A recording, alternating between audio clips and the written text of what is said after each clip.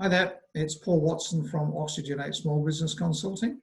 Today I've got Stephen Nordair with me, and Stephen's our expert in team communications, got really broad experience in this area. So we thought I'd talk today about communicating with your team in a crisis. So Stephen, what sort of communication is important as a team goes through a crisis? So I think what's important to remember that in a crisis, most of the rules of communication stay intact.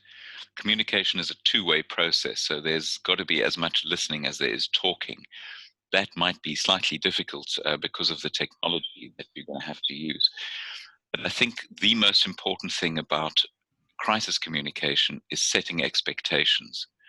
Where people are used to seeing you and talking to you casually 2 or 3, 4 times a day as they walk through the office or as you walk across the factory floor, those informal conversations now suddenly evaporate and you need to speak more formally. People need to know when to expect that communication. If you say to them, we're going to talk at 9 o'clock every morning and this is what I'm going to talk about, that's great. But if they, if it becomes haphazard and they're not really sure when they'll hear from you, that's when uncertainty creeps in, and that's not healthy. Right. So it's that consistency and setting the expectation that's important. That's cool.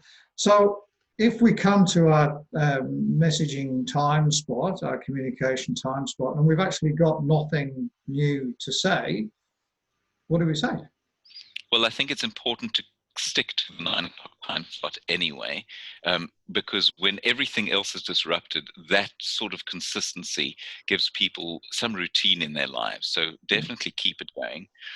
Secondly, it's an opportunity to say that you have nothing to say. Be honest and listen. Because what isn't valued at this stage is the fact that people can talk to each other, Right. among each other, and there's lots of value that each one can contribute. So listen for once, and let the group do the talking.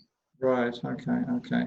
And I'm sure sometimes it's really, really difficult to keep positive as a leader through a crisis. So what sort of tips can you give for a leader communicating perhaps not so good news through a crisis? So that which gets said in a crisis, what is really important is that the risk is that the leader or the speaker loses credibility. So if you're trying to sugarcoat a bad situation, or you are artificially trying to remain positive, and this becomes visible or detectable by your audience, you will lose credibility, not just in the crisis, but even afterwards. So for me, it is important to remain transparent and honest in every communication that you undertake, and don't compromise because it's a crisis. Then if there is nothing positive to say and you're feeling glum, you can actually share that and say, I'm really feeling down, but I'm reaching out to you as a team to tell me what's happening that's positive in your world. And that plants a seed, and inevitably there's a positive vibe that gets generated amongst the team, and that leads on to a more positive outlook. So there's never an opportunity, there's never a point where you need to say it's only bad news. It's not.